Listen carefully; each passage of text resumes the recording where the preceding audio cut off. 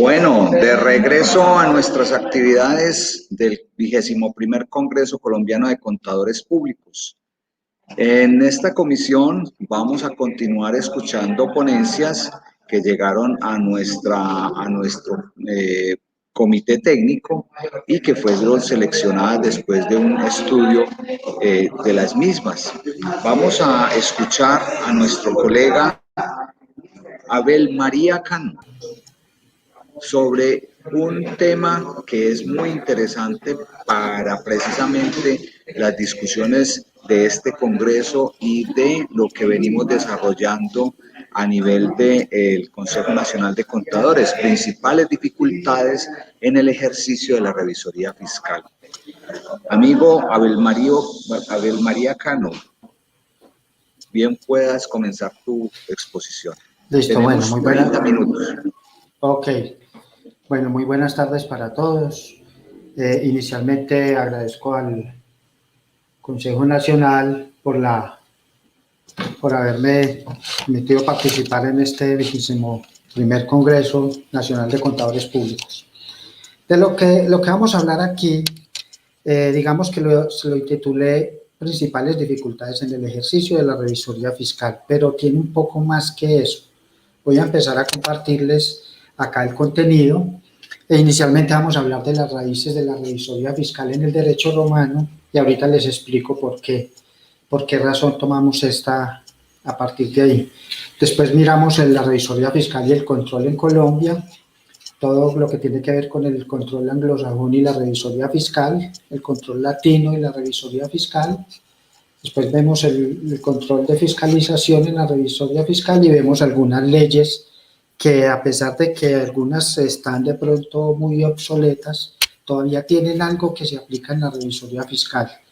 Y después vamos a llegar a que es la revisoría fiscal, los principios de la revisoría, las normas del aseguramiento de la información y el proyecto de reforma a la revisoría fiscal, que es el que más, digamos, me interesa al final contarles bien qué estamos haciendo allí.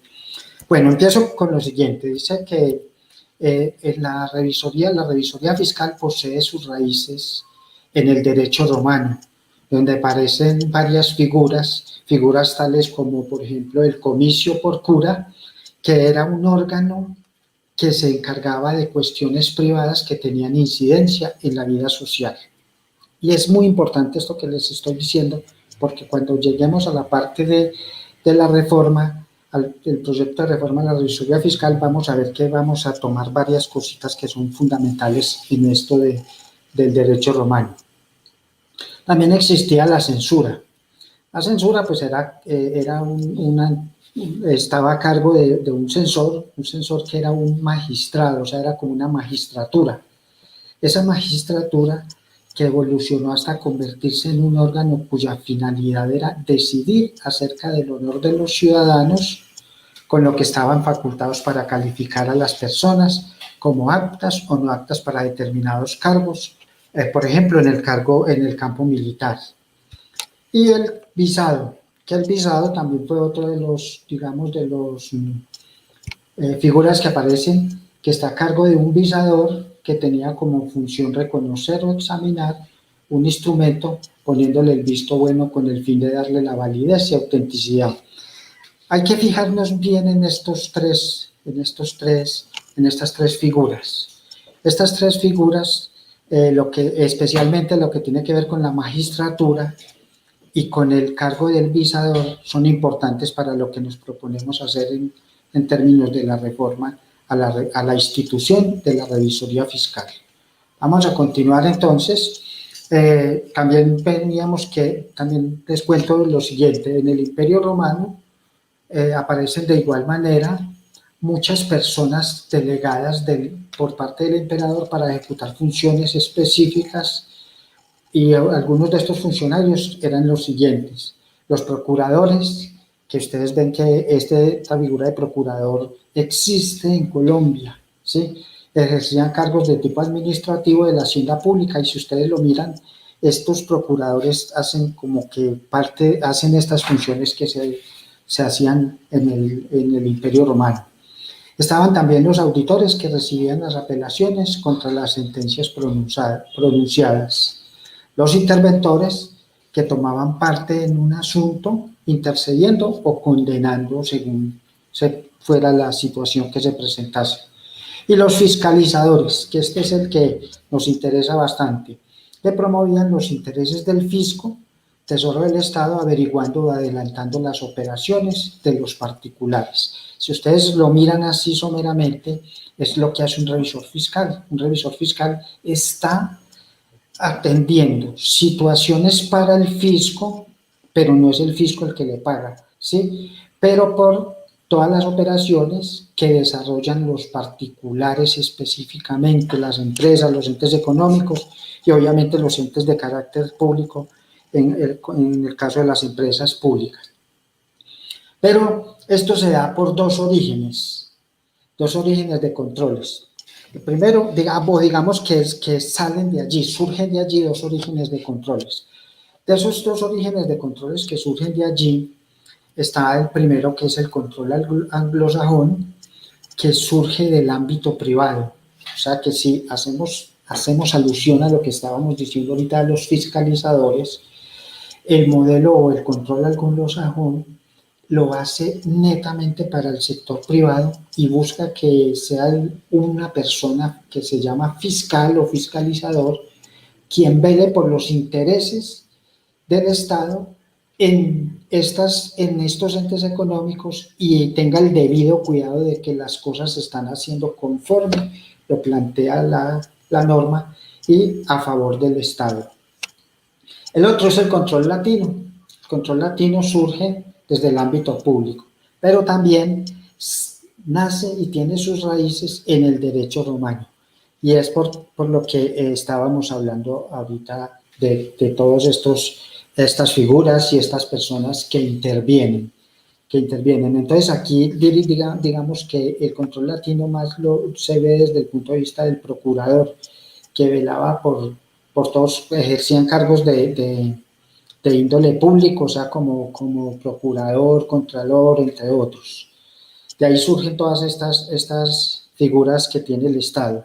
Pero miren que no se ha preocupado por tener una figura o una entidad de control como la revisoría fiscal, pero que sea parte o sea, no que sea parte del gobierno, sino que sea un ente, una entidad que preste servicios al gobierno, pero que sea netamente independiente para que haya razonabilidad en la información y haya independencia mental. Bueno, esto entonces, pues obviamente vienen que las primeras manifestaciones de control anglosajón se remontan hacia el siglo XV, con el desarrollo de la actividad mercantil de las flotas navieras holandesas. A partir de esas épocas fueron surgiendo, digamos, unas personas muy especializadas en lo que fue la revisión de cuentas en representación de los dueños. Los dueños de las mercancías que las enviaban y las enviaban a otros países, y entonces mandaban una persona que velara porque el pago que se hacía era el correcto, que el precio que se estaba fijando era el adecuado, entre otras cosas. Por eso, en consecuencia y atendiendo a estas características propias, el modelo de control anglosajón se tipifica por ejercer una acción posterior y selectiva sobre una base muestral de tipo técnico. O sea que específicamente estamos hablando de revisoría fiscal. Revisoría fiscal, pero no como se debería entender esta entidad tan importante. O sea que está haciendo es una auditoría posterior, parte de lo que debiera hacer. Pero se entiende que la revisoría fiscal debe estar en el antes, en el proceso y en el después. Bueno, el control latino pues se caracteriza, tiene unas características propias, entre las que podemos mencionar, por ejemplo, la cobertura general del ente, actividades de control en el sitio in situ, en tiempo real y simultáneas con el desarrollo de las operaciones, es decir, mide las desviaciones, analiza el momento en que se llevan a cabo, examina todos los antecedentes y las condiciones previas al nacimiento de los hechos económicos. O sea que aquí sí vemos una revisoría fiscal y vemos que esa revisoría fiscal hace ese trabajo que se quiere desarrollar como institución de control y se hace entonces en el momento oportuno. Igualmente, pues se supervisa todo lo que tiene que ver con los resultados, las consecuencias y tiene como fin superior evitar el daño, por pequeño que éste sea, en especial para proteger el interés general.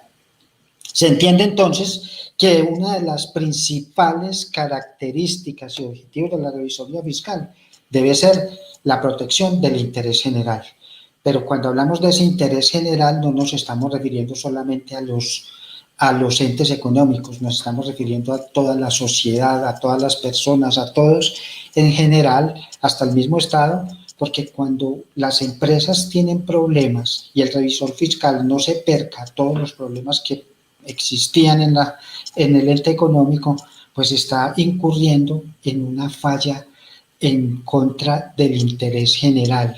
¿Por qué? Porque el empleo, pues obviamente va a tener problemas, la economía va a tener problemas y todo ello porque no se hizo un debido proceso de controlar y vigilar el adecuado desarrollo del ente económico como tal. Bueno, también aparece una cosa que es importante acá y es que el control en el antiguo Imperio Romano era practicado dentro de las instituciones del Estado y siendo el origen lo que actualmente conocemos como la fiscalización, que esa responsabilidad estaba a cargo de los funcionarios de la más alta investidura. O sea que esto es lo que debe ser un revisor fiscal, una de las personas de más alta investidura en los entes económicos, pero que el Estado lo reconozca, lo respete y lo valore como tal, ¿cierto? Entonces, estos personajes que tenían tan alta investidura desarrollaban actividades permanentes de vigilancia sobre las actuaciones de organismos estatales, a los que se les practicaba control sobre todas las operaciones, los informes que se producían, el cumplimiento de la norma y el debido cuidado de los bienes y recursos del Estado. Entonces, miren que aquí vemos que es mucho de lo que nosotros se supone que debe hacer el revisor fiscal. Y ante todo, exigiendo total pulcritud y eficiencia en la administración de dichos recursos públicos. Por eso miren que desde esto que se expone aquí, podemos inferir una cosa, y es que de allí nace la delegación del control que hace el Estado en un determinado funcionario. Y a ese funcionario le corresponde el desempeño de funciones de supervisión y vigilancia de los entes societarios.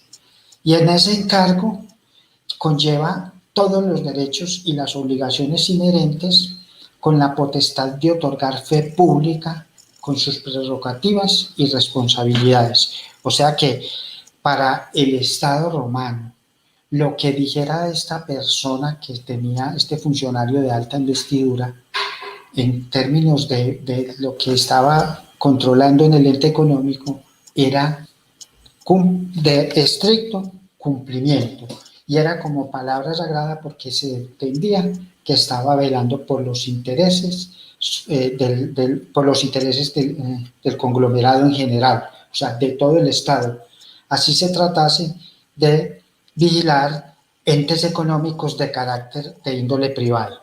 Bueno, por otra parte, vemos entonces lo que sucede en Colombia. En Colombia esta modalidad de control ha sido delegada por el Estado a la revisoría fiscal.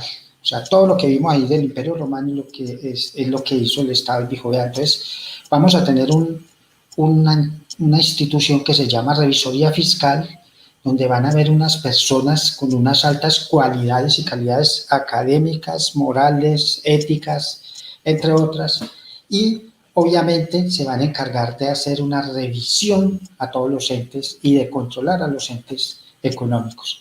Entonces, esta institución que se llama revisoría fiscal, que tiene a su cargo el control de fiscalización de los entes económicos para garantizar el sano desempeño de las operaciones, en cumplimiento de disposiciones normativas y estatutarias, porque obviamente hay una parte que es estatutaria, entonces es lo que debería o el deber ser de la revisoría fiscal.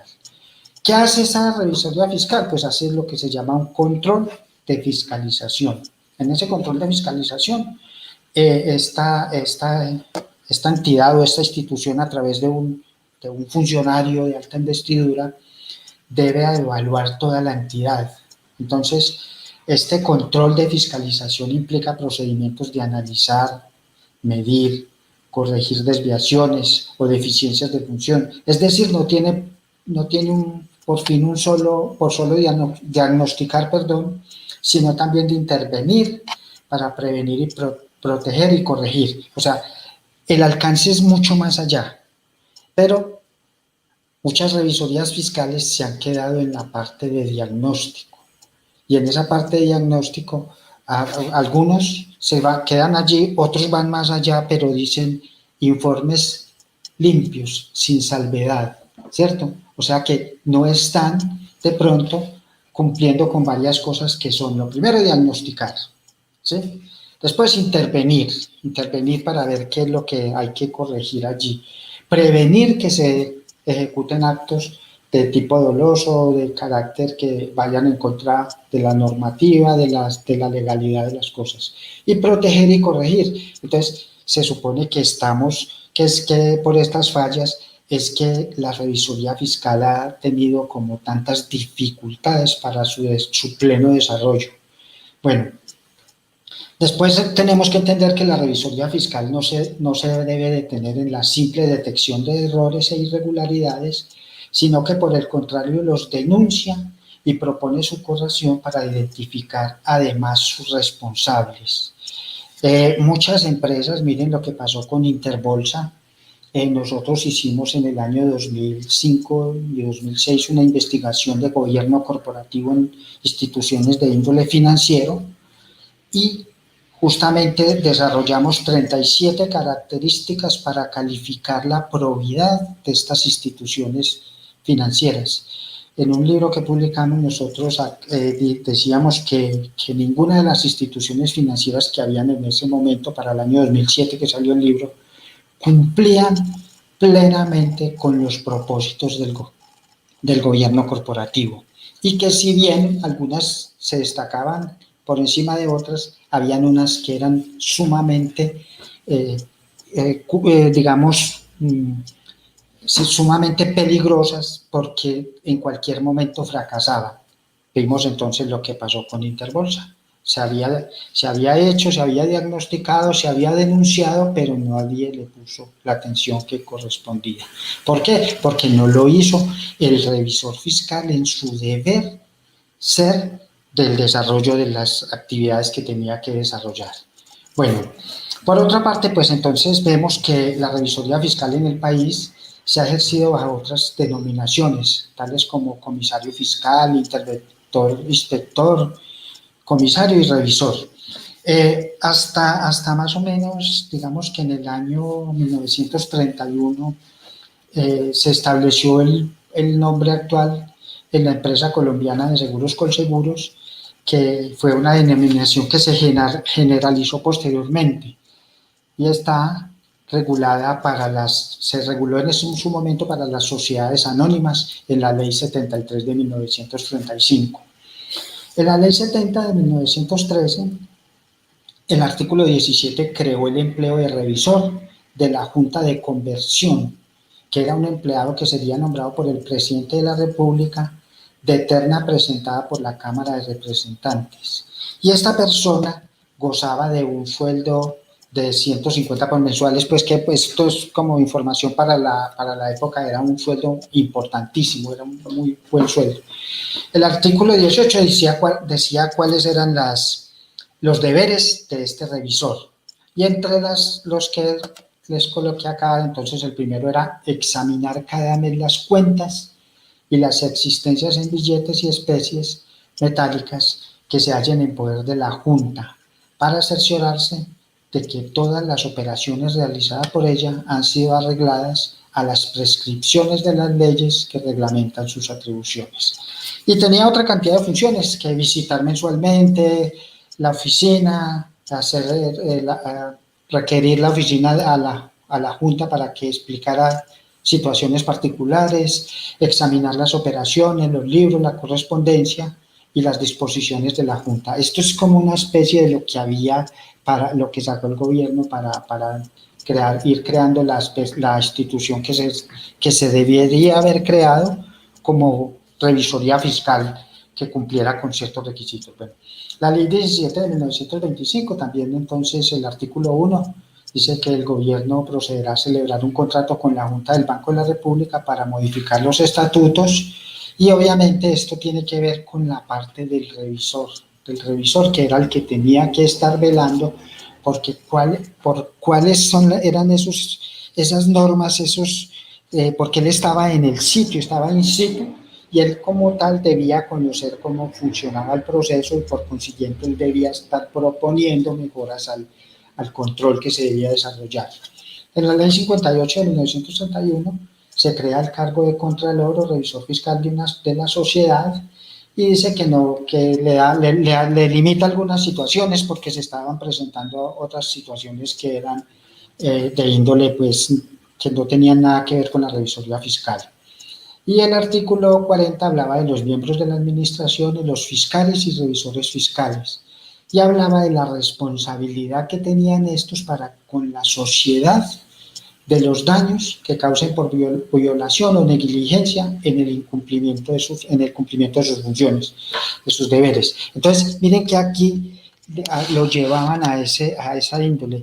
Incluso, entonces, dice la historia que muchos de los personajes que ejercieron cargos allí de fiscales, revisores fiscales, terminaron emproblemados porque no cumplieron con sus funciones como debiera de ser y dejaron que se perdieran recursos que afectaron a la sociedad en particular. Bueno, en la ley 73 de 1935, pues se habla de las sociedades anónimas y dicen que necesariamente tienen que tener un revisor fiscal con una serie de funciones, entre ellas examinar todas las operaciones, los inventarios, las actas, los libros, toda la correspondencia y los negocios de la compañía y los comprobantes de las cuentas. Verificar los arquivos de la caja una vez por semana, bueno, la comprobación de todos los valores de la compañía y de los que ésta tenga bajo su custodia, examinar los balances y demás cuentas de la compañía, y digamos que esto fue un muy buen principio para la institución de la revisoría fiscal. Pero ¿qué fue pasando con el tiempo? Fue pasando lo siguiente con el tiempo, que los revisores empezaron a hacer los informes, hicieron el informe de este año, habían unos informes que se tenían que presentar también semestralmente, y entonces el informe se volvió un formato pro forma. Y entonces el revisor fiscal simplemente lo que hacía era que cambiaba fechas, ajustaba algunas cosas y decía informe sin salvedad, que todo estaba conforme lo exigía la norma. Y entonces miren que no se cumplió con este parágrafo D, que era dar oportuna cuenta por escrito a la Asamblea General de Accionistas o a la Junta Directiva y al gerente, según los casos de las irregularidades que anote en los actos de la compañía. Entonces se dio cuenta que existían cosas y realmente no optó por solucionar la situación e informar. Y lo otro era autorizar con su firma los balances mensuales y semestrales, y los autorizaba sin ningún problema, porque se convirtió en una persona que, más de ser un vigilante, un controlador, un fiscalizador, se convirtió en una persona que coartaba con algunas situaciones poco ortodoxas que sucedían en las organizaciones. Bueno, y entre otras cosas, pues lo que se decía era que el revisor fiscal, que será nombrado por la Asamblea General de Accionistas para el periodo igual al del gerente, esto también se cumplía, pero el revisor fiscal perdía de pronto alguna independencia con las juntas directivas.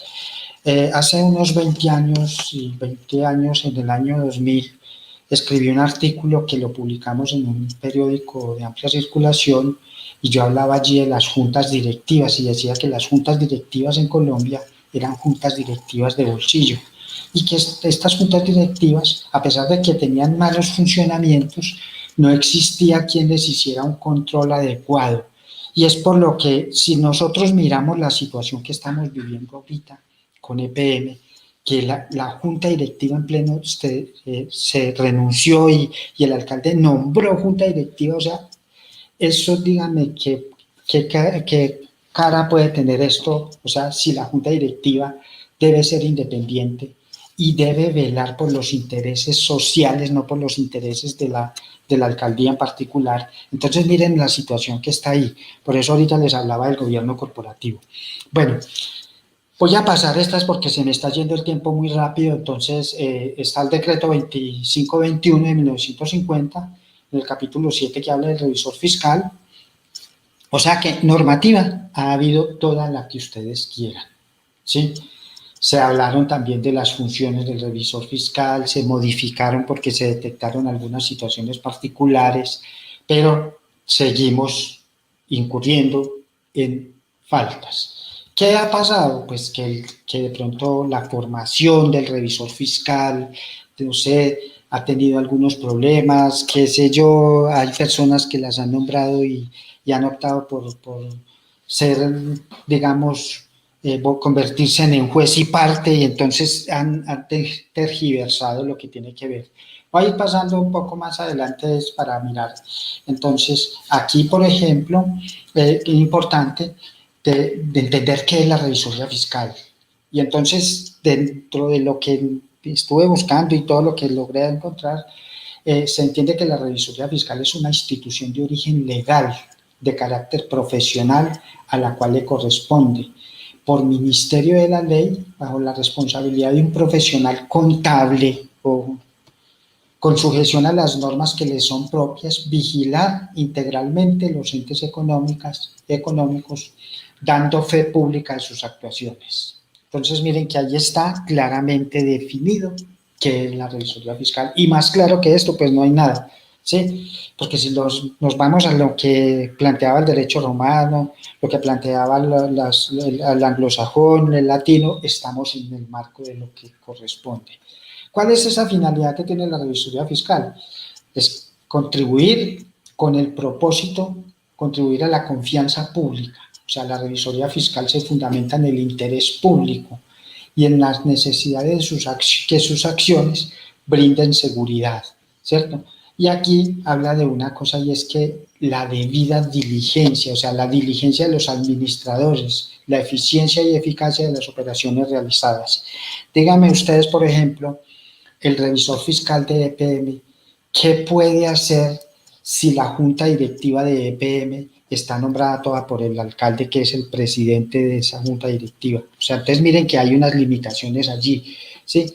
Aquí pasa entonces, y vemos que EPM se sirve mucho de auditorías externas, entonces uno dice, las auditorías externas tampoco es que sean la maravilla, o sea, tampoco es que funcionen pues como se quisiera. Lo que hay que entonces es ir pensando cómo fortalecer esta institución de la revisoría fiscal. Bueno, ¿cuáles son los principios de esta revisoría fiscal? Lo primero es la permanencia, que la empresa permanezca, que la empresa crezca y que la empresa desarrolle todas sus actividades libre de situaciones problemáticas, de situaciones dolosas. La oportunidad en la información, la integridad tanto de la información como de quien está velando por esa información. Muy importante, la fe pública, porque somos de los pocos profesionales, o sea, solo los notarios y los contadores públicos estamos facultados para dar fe pública. Y eso lo hemos deteriorado al máximo. Cada rato vemos contadores que simplemente dan fe pública de cosas que no conocen, de actos que no vieron, de situaciones que no vivieron y se atreven a dar fe pública. Y por eso han acabado con lo que llamamos la institución revisoría fiscal. Independencia y objetividad. Les decía ahorita el caso de EPM ahorita. Interbolsa tenía la misma situación. Interbolsa se convirtió en un gigante del recaudo de dinero del público, pero la junta directiva era una junta directiva amañada y ellos digamos que se tomaron el control de la empresa y entonces nombraban y quitaban administradores, revisores fiscales. Entonces, dígame cuál era la independencia que tenían estos revisores fiscales y dónde estaba el revisor fiscal cuando estas entidades defraudaron a tantas personas en Colombia. Una función preventiva, que tampoco la vemos, una actuación racional, una cobertura general y, lo más importante, cumplimiento de las normas contables. Nosotros somos un país de normas. Colombia es un país que tiene demasiadas normas, pero desafortunadamente puede ser por eso, por tener tantas normas, que no se puede lograr el cumplimiento de todas. Y además porque son muy cambiantes. Señor. Vamos redondeando para que pasemos al... Perfecto. Bueno, entonces la revisoría fiscal, pues entonces dijimos que tiene que tener un control integral y permanente, un control de estrategia, control de gestión, control de resultados. Lo debe hacer de manera preventiva, lo debe hacer perceptivo y en el momento, y lo tiene que hacer posterior, lo que les decía ahorita. Y aquí ya para ir redondeando, entonces tenemos que las normas de aseguramiento de información, las NAI, pues miren que tienen unas normas internacionales de auditoría, unas normas internacionales de control de calidad, unas normas internacionales de trabajo de revisión, normas internacionales de trabajos para atestiguar, normas internacionales de servicios relacionados y unos códigos de éticas para profesionales de la contaduría pública. ¿Qué es lo que digo yo con esto? Lo que digo yo con esto es que muchas de estas normas que están de aseguramiento son propicias para, digamos, darle un fundamento, una fundamentación más fuerte a la revisoría fiscal. Nosotros estamos en este momento presentando un proyecto de reforma a la institución de la revisoría fiscal en Colombia. ¿Qué estamos proponiendo? Que sea un organismo independiente con autonomía, o sea, que sea una autoridad en el país que tenga autonomía y conozca de todas las situaciones. Segundo, que tenga unos aspectos tributarios, pero que sea el Estado quien contrate a los revisores para esto de la revisión de lo que tiene que ver con la liquidación de los tributos, ¿cierto? Porque es un trabajo que hace el revisor fiscal, que hace el contador, pero que el Estado nunca le paga un centavo por eso, pero sí lo sanciona, ¿cierto? Bueno, una formación integral del revisor fiscal. No todo el mundo puede ser revisor fiscal, se entiende que tiene que ser contador público y adicionalmente tiene que tener una formación complementaria que le ayude a entender por qué es importante el hecho de velar por los intereses comunitarios. Un ente sancionatorio y regulador que vele por el control a las actuaciones que desarrolla el revisor fiscal.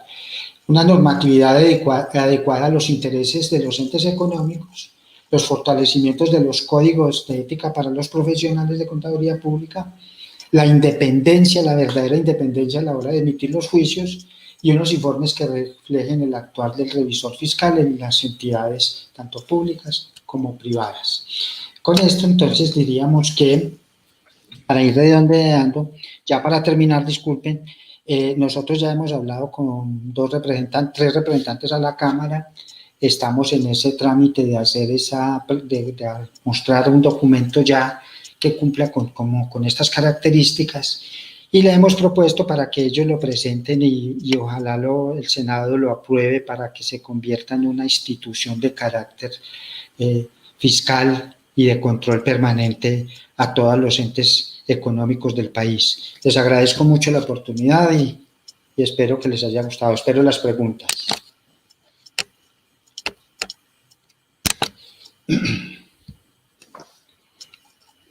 Muchas gracias, Abel, por tu presentación. Por el momento no nos han llegado preguntas, pero entonces mientras nos llega alguna pregunta te iba a hacer yo una, ¿cierto? Claro que sí, sí señor. Hiciste todo un recorrido mostrándonos cuál es el origen de la revisoría fiscal desde la parte de la fiscalización y una de las características que allí se nota es precisamente la permanencia, o sea, en la parte, clasificándolo como oportunidad, la permanencia de la revisoría fiscal es antes, concurrente y después. Sí, entonces las normas de aseguramiento son para posterior, para control posterior. Sí, correcto. qué manera nos van a poder servir esas normas para los revisores fiscales? Lo que pasa es que lo que yo digo allí es que lo que hay que mirar es de las normas de aseguramiento que pueden servir para fortalecer la institución de la revisoría fiscal. Pero no todo lo que está allí y todo lo que está en estas normas le va a ayudar al revisor fiscal. De hecho, casi que hay muchas cosas que le están impidiendo su real actuar y su debido funcionamiento. Entonces, lo que yo digo es, vea, existen unas normas de auditoría, ¿cierto?, internacionales. Existe toda esa historia que vimos de la revisoría fiscal o de la fiscalización en el mundo. Existe la institución Revisoría Fiscal en Colombia. ¿Por qué no retomamos nuevamente todas estas cosas y creamos una verdadera institución que permita que se cumplan muchos de los objetivos y propósitos que tiene el desarrollo económico y social, por ejemplo, de un país, que es cuál? Primero, velar por la transparencia, la debida diligencia y el adecuado manejo y presentación de la información. Segundo, que las empresas permanezcan y crezcan en el tiempo, o sea, que no se queden allí, que estén procurando cada vez ser mejores para que se dé una plena generación de empleo. Y así, someramente, un tercer capítulo es que exista un ente de control, un llamado revisoría fiscal, que vele por los intereses como si esa organización, como si digamos que la organización que controla todos los entes económicos fuese suya, o sea, fuese parte de su patrimonio y que por lo tanto tiene que velar porque todas las cosas se hagan en el marco de la legalidad.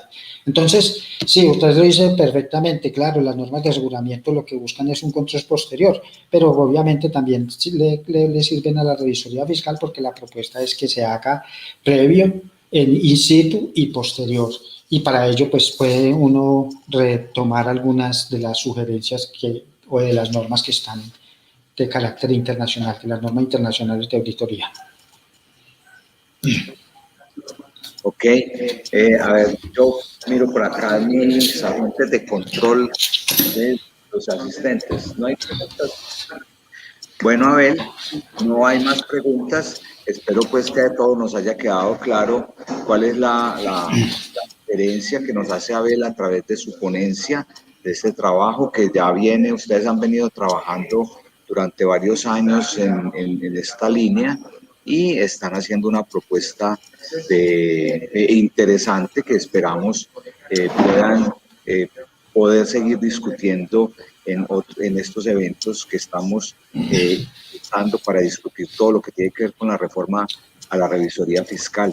Le agradezco muchísimo la participación y le agradezco muchísimo a todos aquellos que han estado con nosotros en esta exposición de esta ponencia. Les recuerdo que seguimos con a las 5 de la tarde con un panel en donde van a estar la contadora pública Lilian Betancourt, el contador público Jesús María Peña, el contador público John Montaño Perdomo y la contadora pública Lucía Bolaños Bolaños.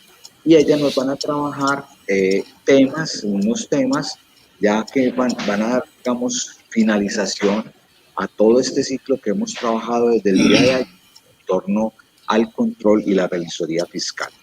Bueno, entonces los espero a las 5 de la tarde en punto. Muchísimas gracias. Bueno, muchas gracias, Carlos. Muchas gracias a todos los asistentes y que tengan una buena tarde. Hasta luego.